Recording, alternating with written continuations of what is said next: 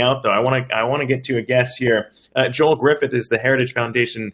He's a research fellow at the Heritage Foundation. And Joel, when we talk about all of those stimulus measures, of course, we haven't seen those come into place yet. So there is still kind of this expectation that they'll be coming down. But right now, American workers watching this all play out, maybe you're a GE or a GM, rather, employee at home, saying, all right, my factory is going to be closed. What am I supposed to do now? Is this enough to kind of address those problems? And is it too little too late? Those are great questions. The fact is, I think we need to right now take a really deep breath. The fact is, we have seen the government, including the Federal Reserve, take very robust actions over the past few weeks to deal with this. If you look at the Federal Reserve in and of itself, getting rid of the reserve requirements for the time being, lowering the interest rates that it pays to the banks to get those market rates down to ensure that we have a free flow of credit in the economy. These are all great actions. Across my home state of Ohio, it's going to be very sad seeing these plants close temporarily. We have a lot of people employed in these plants. The Heritage Foundation, where I work, we have a proposal that would really help alleviate this pain. Unfortunately, the House plan for paid leave doesn't, number one, it's a mandate. Number two, it actually does not adequately help people. So what we've proposed is a tax credit that would allow those that are impacted by this epidemic, not just those who are sick, not just those who have to stay home with their families, but those in these situations such as GM and Ford, where they're laying off employees temporarily. This would be a tax credit to allow those that are laid off and that have to go home and can't work remotely. This would allow them to continue to receive their pay, and the companies would receive a tax credit to compensate them for nearly every dollar that they would spend on those employees. And number two, unlike the House plan where you'd have this delay of several months, which a lot of companies, they can't afford a delay of several months getting that money in their pockets to actually keep people on the payroll in these affected areas. Our plan would allow these payments to be regularly made in the form of tax credits to the companies every few weeks. So that's what we have in mind. We need to make sure this aid is direct. We need to make sure it's transparent. And we're focused on this plan to help alleviate some of this economic suffering.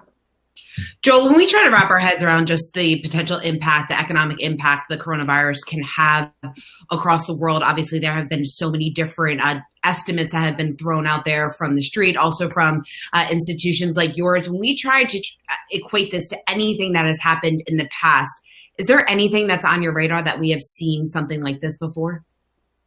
We've had 11 epidemics over the past 35 years across the globe that have also impacted us to some extent here at home. But this is really unprecedented in the fact that we have state and local governments really shutting down large swaths of the economy. Now, a lot of this necessary precautions. We know this virus is very contagious, but that aspect we just haven't seen. And so that's why we need to look like this could be a very severe contraction, but this also, if we handle this correctly, this could also be relatively short-lived as we go ahead and recover from the virus and we contain it. Yeah, Joel, I mean, when we're looking at all this play out, that is the big question. We don't know necessarily how long this is going to last. We don't know which sector is going to be hit the hardest, though we have seen restaurant stocks just get completely smashed here over the last couple of weeks. Again, some of the bigger names darting off another 30%. Down to $28. That stock was trading around $90 just a few days ago. They'll be reporting earnings, so we might get an update there tomorrow before the bell. We'll also get unemployment claims too. That's another big thing here, and I think that's a piece of this is that there's no data necessarily you can look to unless, maybe I'm wrong, I don't know if you're looking at something right now in the short term, because all the data we've been looking at has been so far behind, and generally that's just how the lagging nature of some of these updates goes. But how do you think investors and maybe people watching this play out might be able to assess the length, the timeline, as hard as it may be, how quickly some things might fall back in line? Well, I've been looking at some of the data coming, I think it was from OpenTable, that showed the year-over-year bookings are down close to 40%. This was last week, so this is a big deal, and that's why we think too our tax credit proposal would be a big help temporarily to those that are in the restaurant industry.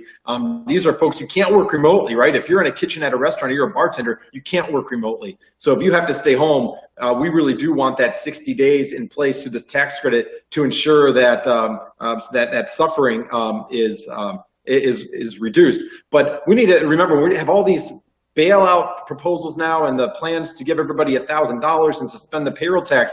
But this isn't a typical economic recession, right? On one hand, we're telling people you need to stay home, you need to be cautious, don't go out and shop. And the other hand, we're going to hand everybody $1,000.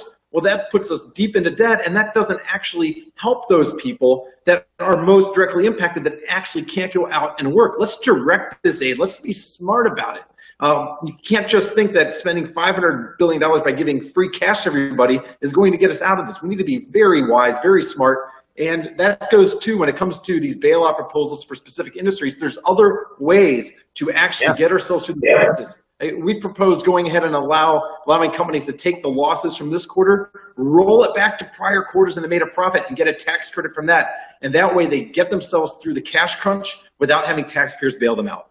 Yeah, no, all good points. So long as you are employed and you are able to withstand some of these things as well and can wait for those tax credits, we'll see what happens in some of this with potentially the Senate vote coming up. But Joel Griffith from the Heritage Foundation, thank you so much for joining us. Appreciate that.